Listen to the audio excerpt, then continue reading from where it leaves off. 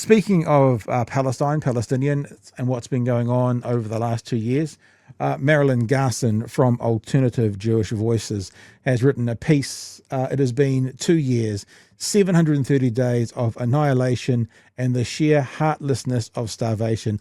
This day and every day, we send our deepest aroha to our Palestinian whānau who live this nightmare. 2 years of genocide is the heading of the article, and Marilyn Garson joins us right now to have a chat about it. Marilyn, good evening to you, and thanks for joining the show. Good evening, and thank you. It's nice to see you again. Yeah, you just got us some time. Chewie's been off gallivanting the globe watching bands for a month or so, so you've got us both back finally. Hey, you know, I always do this when you join us, Marilyn. I always kind of go, well, let's do an update. Sort of where are we at today? And without trying to kind of step back from the conversation and just let you dictate it, you are in this space with Alternative Jewish Voices. You lived in Gaza around 2011, wasn't it? 2011, 2012, around that time period. And you are far more knowledgeable than either of us. So it's 2 years since the terrorist attack by Hamas at the music festival. And where are we at? How are we 2 years down the line, especially when we're thinking about what's happening in Gaza in particular? Boy, I and everyone I know, we're in this strange state of disorientation. You know, it can't be happening. It can't still be happening. We cannot have been watching this society annihilated, the waste of it, the lives, the infrastructure, the culture, the ecological damage. It's all in plain sight. How can that not be stopped? And how can we not be enough when there are 100,000 people in the street in Berlin and 250,000 people in the street in Amsterdam and tens of thousands of Kiwis in the street?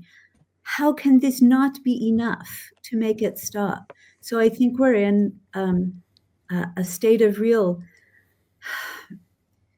just disorientation. A friend of mine from Gaza wrote to me a couple of days ago, and he said that a friend of his told him the story of leaving Gaza. He got the exit permit to go back to the Ukraine, where he had lived for some time.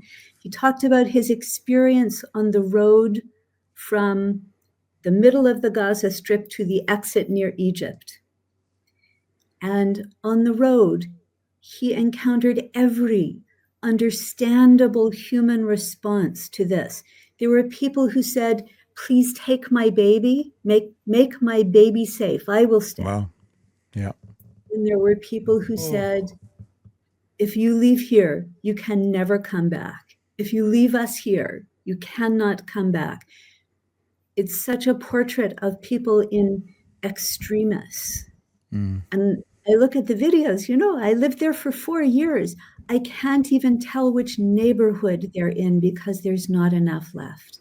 So here we are after 2 years in this state of shock. We, a few times, Marilyn, have played one of the AP's, Associated Press's drone shot, and always kind of comment, it looks like a movie set for an apocalyptic war. And then just the weekend gone, and you'll know this better than anybody, I was showing my wife one of those videos, and I looked it up on YouTube. And as I looked it up, there was a video 3 lots down that was a tour of Gaza 6 years ago, and we played it. And that was actually more confronting, because you then got to see a 20-something-year-old doing a, hey, I'm on YouTube, this is YouTube, and this is Gaza, walking through the streets, the waterfront looking like Miami, you know, the streets looking like Spain or Barcelona.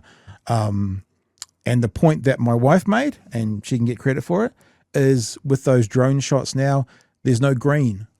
All the trees have gone. And even that, it makes you kind of go, holy crap, not only the rebuilding of the houses, of the buildings, it's actually the regrowing of everything. They've killed everything. Everything's being killed. Not lots of people and the buildings, but everything's gone. And yeah, to watch, we showed some of that last night. To watch that video of Gaza 6 years ago was very confronting, although it was a lovely video. You know, it was a lovely location to see. So yeah, what you say resonates, even though I've never been there. That you can't recognize the streets because you can see it in the videos. And there's this pervasive sense of absence. You see the crowds on the remaining street moving this way, moving that way, being driven from their homes one more time, but all around them is emptiness. And Gaza has been one of the most densely populated places on earth. Where is the density now? There are these very disturbing spatial mapping estimates of the people who are missing, the people who have left, the people who are under the rubble, the people who are unaccounted for. And I was in Cambodia several years after the Khmer Rouge fell, and the sense of a haunted place, the sense of absence was everywhere. And I feel that now when I look at Gaza, such a bustling place it had been. Yeah, Chewie. I've got nothing, to be honest. I think it stunned me when Pat said last night that it was the anniversary tomorrow. It seems both simultaneously a really long time that we have been watching this, that we've been waking up to the images, that we've seen the pleas from people in Gaza for any sort of donation. And it seems so long that we have been saying to our leaders, can you not see what we see? We feel like we need to do more. This feels wrong to be doing so little. And at the same time, it seems like a really short amount of time as well. And I don't know how to reconcile these things. And all I can do is go to major historical events of previous genocides and that sort of thing and go, so this is how they go, is that there is an inertia that the public, the people see, and our leaders lag behind. I think much the same as you. I don't know what I can do to speed this process up. And it's not the finish line that I'm looking for where I go, see, I was right from day one. Because that's not the end goal here. The end goal here is to stop this murder and torture and just everything. I can't see a pathway. So let me turn it around, because I also feel like something very different is striking me. And I had lunch with a couple of friends yesterday. We were talking about this. We were talking about how exceptionally well we in Aotearoa have used these 2 years to lay foundations that will last. In that sense, I feel like, I know it's very hard to even say we have done something well, but we have.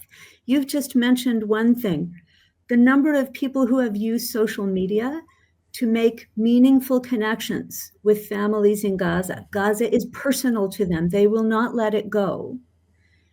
We have exceptional Palestinian leaders who carry everything that they live with, but they still lead with their hearts in the most welcoming way. We have the embrace of Maori leadership, for they recognize the story of Palestine. They lead in this, and so they bring the expectation of tikanga to our actions, and they bring titiriti, which is an invitation to coexist. We have a movement with a kind of vision, an aspirational sound that is different from the experiences that I hear others tell me from other countries. So, this work is longer than anyone expected, and every day of it it's just heartbreaking that there had to be another day. But I also feel very confident that the people who are waiting for us to give up will fail. We are going to become irresistible because of these foundations that we now stand upon. Yeah. We played this yesterday. Chloe said at the end of the press conference, a reckoning is coming. And, you know, some people are trying to spin those words in it, some kind of weird, violent thing at the moment. But she was talking about slowly, day by day, people are running out of excuses. And it's really only the hardliners left who still are uncritically behind Israel. Because anyone who has weighed up what's happening here and is being honest about it. We talked last night about the idea, and I forget the author's name. I apologize, but there was an author who's written a book, and I think a Gazan author, Palestinian author, who's written a book called something like "One Day We Will All Be Against This." And he's actually Egyptian. Say that again. He's actually Egyptian. Egyptian, okay. And we reconcile that to be thinking about the 1981 Springbok tour. I don't know anyone who was against the Springbok tour this number of years later, because they realized this number of years later they were on the wrong side of history. So one day we will all have been against this. And you'll be very hard pushed in 2, 5, 10, 20, 50 years to find anyone who was like, so I was so on Israel's side. You know, I was so on Germany's side in 1940s. I was so there, you know, it's the same sort of thing. And other than those extremists who think, you know, that particular person from Germany in the 1940s is still their idol, basically you don't find sane people who are still for that. And it's going the same way. It shouldn't have taken this long. I said last night, and I said this to Chippy last week. We had Chippy on. He was making noises like it's too much now. It's too much now. And I was like, Chippy, on day 10 when they bombed the first hospital, it was too much then. You know, it was too much then when they bombed the first hospital. It's been too much since a long time ago. And I wasn't saying this to Chippy, but for the people who have taken 18 months to get here, welcome. Now there's work to do for you guys who have taken so long to get here. Yeah. And the statements of support now are so divorced from reality. You know, if you look at the Jewish Council statement today, it's all staked on October 7th. Yeah. It glosses over 75 years before, and it glosses over 730 days since. And now that clangs. We're not there anymore. They are out of touch. But I have to say, there is a precedent for this that we would do well to remember when we get tired. You know, people say Winston Peters' refusal to recognize Palestine is the most embarrassing thing since. Well, here's my since, which I think has a real message today. In 1979, when the Khmer Rouge were toppled, they had for 4 years conducted a genocide and killed, the numbers are not clear, a fifth, perhaps even a quarter of the population of Cambodia.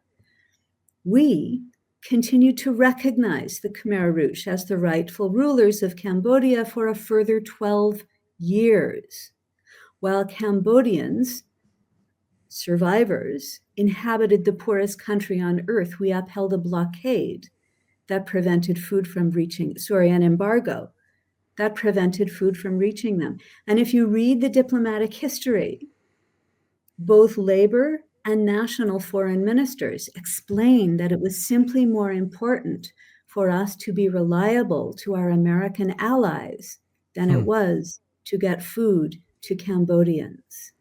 So there is absolutely a precedent here, and we need not to let go of this because we're doing it again. We can't make this a habit. Well, it just evokes that message of if we don't acknowledge our history, we're doomed to repeat it. So if they're not acknowledging that, if this is still kind of in our history of, didn't really happen, not really a big deal, then we're doomed to repeat it. Marilyn, I'm interested as well to hear from you. What's been in the news a lot for New Zealand in the last few days is the flotilla heading across. What are your thoughts around the flotilla, what they tried to achieve, what they did achieve, what happened when they got what appears to be illegally boarded in international waters. Do you have any thoughts around that? Yeah, I do. The fact is that some people in this world get more attention than others, whether because of celebrity or it was often the case when we began advocating with Palestinians that it was harder. People looked less often at the Palestinians. Mm. There are all kinds of privilege in terms of the attention people get. And I think that the people on this flotilla have done a remarkable job of maintaining a discipline of their message and their priorities and keeping the story focused on Gaza. It was never, an unarmed ship was never going to get through that blockade.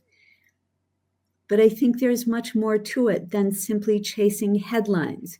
Look at the attention. Look at how foolish Israel is made to look, meeting a bunch of unarmed activists with that kind of heavy hand and feeling the need to humiliate people. I think they did as much as they could do, and change is cumulative.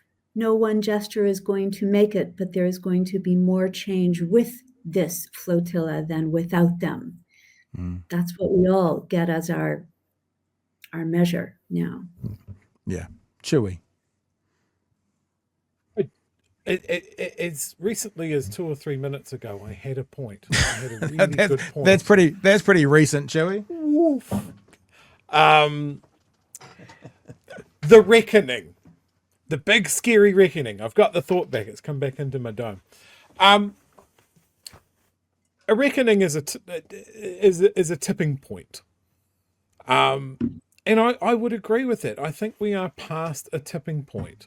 As horrible as the last 2 years have been, I think this, more than any other time in the history of the Palestinian resistance and the struggle against the state of Israel, has drawn more attention, more understanding, and more context than has ever been out in the Western world.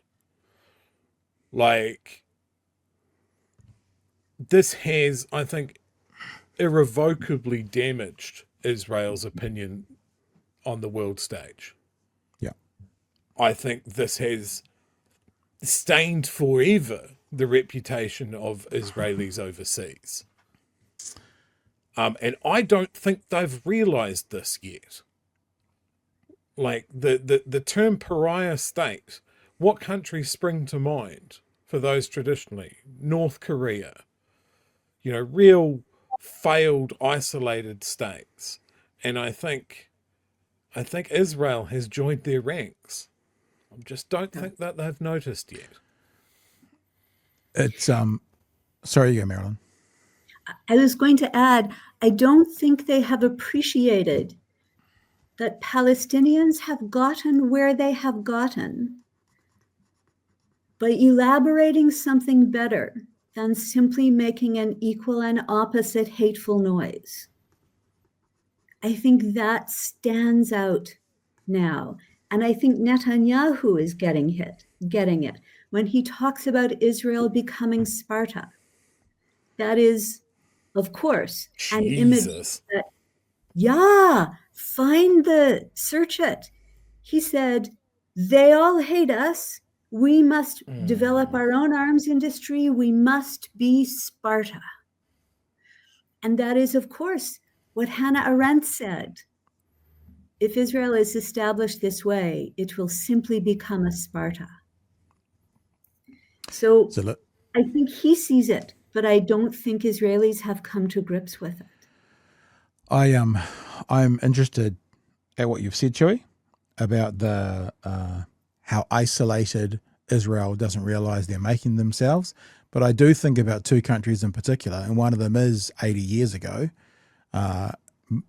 the path that Germany took to come back, and now fantastic country, world leading in so many areas, amazing, had really amazing leadership through there, who have been leading parts of Europe and Europe in a particular way. And the other one I think about is not quite so long ago in the 90s is South Africa. And how did they find their way back? And it was peace and reconciliation. And well, more than that, it was trials. Like if you're going to talk about Germany, you're going to have to talk about war crimes. Yep, absolutely. I was kind of more flicking on to the idea of that people, the citizens don't know where they're at right now, but there was a path back for those two places. And I don't have the name, I apologize. Maybe you know who it is, Marilyn, but Helen Clark was on Bomber's show tonight, and she mentioned the name of a leader from the West Bank who's currently in Israeli prisons. And apparently, I'll go find his name. Say again? Barghouti. And he's seen as a bit of a Nelson Mandela in some quarters. So, if there is the character for peace and reconciliation, I'm just saying that there is potentially a way back, Chewie, although I acknowledge it's pretty much, you're in a tunnel and there is no light. Actually, the end of the tunnel is still dark. You haven't even got to the light at the end of the tunnel with what we're looking at right now. It's an interesting comparison. You got my history cogs turning there because, like, you have two countries. They're on the losing end of World War II, and they have two very different paths post World War II. You had Germany, which had a range of trials. They had executions of leaders. They had war crimes trials, and they had a dedicated program of denazification. How deep that went, that's something I won't talk about. And they've spent decades acknowledging what they did. The other Axis power, Japan, had a very different pathway. They did have some trials. They did have some people put up for war crimes, but they have, to date, often glossed over their reign of terror throughout Asia. You don't see that same penance paid for their actions in World War II. They've been lucky that they've become, again, a regional power just through their manufacturing and stuff like that. But both of those countries were occupied. Both of those countries were taken over. They lost. And so then we've got South Africa's sort of thing of like, well, they kind of lost under the weight of their own regime. It came from being isolated from the world community and then collapsing under their own rotten structure.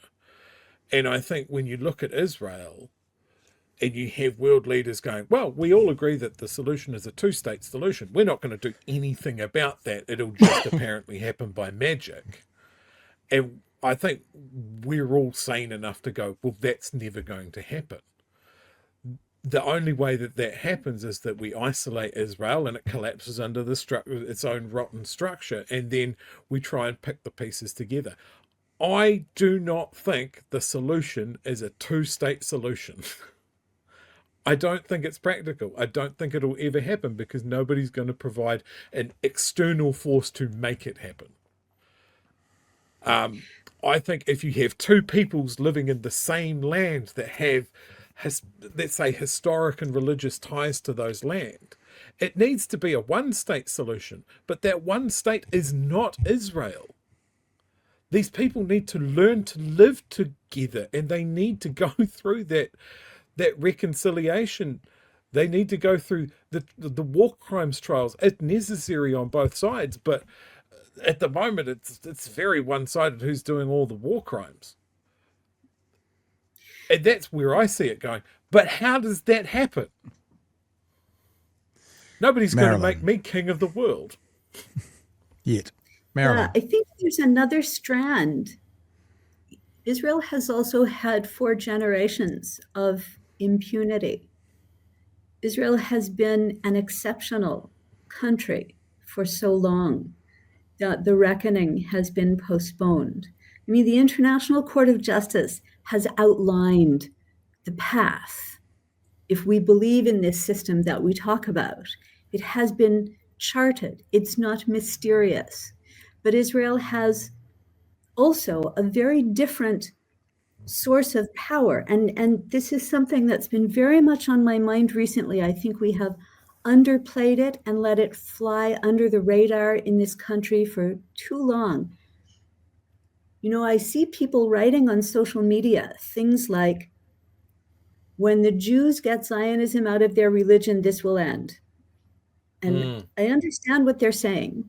And you know me, we do need to get Zionism out of our religion. And we take on that work in Alternative Jewish Voices. Absolutely. But Netanyahu and Israel are no longer dependent on our social license. We were disintermediated some time ago. We could all have a change of heart, and Netanyahu would not be hung out to dry. Christian Zionism has overtaken us in that role. In this country, we have 5 rabbis, 130 Christian clergy published together as COMS, the Council of Ministers Supporting Israel. So Christian Zionist clergy to Jewish Zionist clergy is 26-1. Jesus. This government is not formulating policy because they're chasing 5,700 Jewish votes. We need to come to grips with this power that has grown up with access to this government. 2 years, boy, they've been flying under the radar for longer than that. Look up the Council of Christian Ministers on Scoop and read the statement that they wrote about their access to Winston Peters before he went off to New Zealand, to the United States, to not recognize Palestine. So around the world, Israel has other sources of support that will prop it up. Maybe not in a particularly recognizable form. It will no longer be able to claim to be the state of all the Jews. But if we want to undo this genocidal regime, and I'm referring to a regime of power, we need to accurately target its props. I spoke to a room full of Christians this weekend, and I still cannot give them the name of one journalist who does a serious job of trying to understand Christian Zionism in this country. So I think that helps to hold up the unreality in a way that we have failed to acknowledge. Hey, Marilyn, just a kind of a side question here. You say that they're chasing 5,200 Jewish votes. I'd be interested in your perspective on where you think the majority of those Jewish votes go, because I know in America, Jewish vote in America swings heavily Democrat, heavily to the left. And it's, as you're saying, the Christian Zionists that support heavily the right. And I was also going to ask you something else, and actually it might not be an appropriate conversation, but I like this idea about sitting in a religious setting with people you disagree with. Are you someone who kind of participates at synagogue? And if you do, are the people around you like-minded in this area, or are they more on the Zionist end? Or, I mean, like, if that's probably, mind my business is fine for that answer, but there's a couple of things I was wondering. Where do they vote, and what is it like at Temple with the mix of people and their views on Israel? Right. So I think a growing number of Jews who would not call themselves anti-Zionist have become anti-war. So rather like the protests in Israel, they want the war to end. And maybe they imagine the future as a nicer kind of Zionism, but they do not imagine a state of all its people. Where do they vote? Jews have never been as unified a bloc as Christian Zionists are. Right. So we vote across the board. Your other question is the core of the story of my second book, Jewish Not Zionist. Yeah. For 6 years, I'm a reasonably observant Jew. And for 6 years, I tried to talk about the stories of Gaza, of my 4 years there, while being a member of a progressive synagogue. And the menace, the shunning, the lies, it was so bad that by the time I left, I had been diagnosed with what they used to call shell shock, Right. in the PTSD. sense of being under attack for, well, not quite PTSD, a variation of what they used to call shell shock, from being under attack weekly for 6 years. So my co-founder at Alternative Jewish Voices, Fred Albert, he and I now co-lead New Zealand's only independent worship space for Jews. All right. And we do that in order to know that no one else needs to be taken apart in a synagogue in order to explore their religion. Interesting. And just to echo what I'm saying about America, though, here's some research. In the Times of Israel, 79% of US Jews voted Harris, according to the largest preliminary exit poll. That's like 8 in 10. 8 in 10 Jews in America vote left. So you can see it's quite a significant size. Although they would have you believe that the Jewish vote belongs to the right. And that's what we were saying at the start of the show. Not that was our conversation, Marilyn, is that the right are very skilled at furthering a narrative that's not accurate, but it might have a tantamount of truth to it. Yes, there are some Jews who vote right, and they can spin that into, the real Jews all vote on the right sort of thing. So that's what the right worldwide seems to be quite skilled at. 2 years on, Marilyn, what do you want to leave us with tonight, if anything?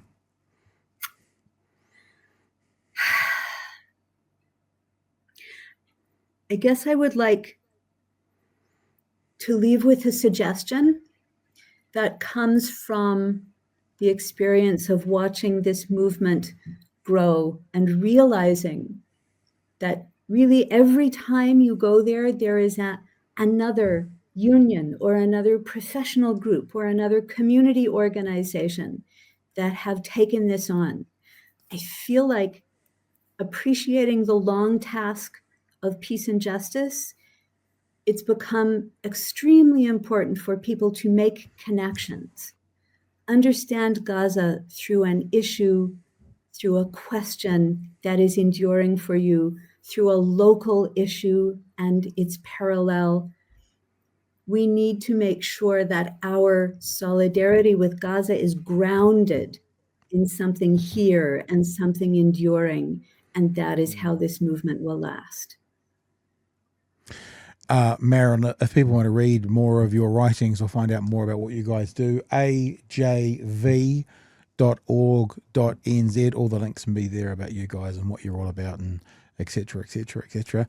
I was going to say, I hope we don't have a conversation on the 3rd anniversary. There will be a 3rd anniversary, but we hope that it's not as it is today and continuing on as it was at the last anniversary. That might sound a little bit flippant. I don't mean it to, but what else can you hope for other than the best possible outcome? Marilyn Garson, Alternative Jewish Voices. Thanks for joining us again tonight. We love having you. Thank you. Thank you All for right. keeping this issue in front of us. Yeah. And we will keep doing that. Appreciate your time.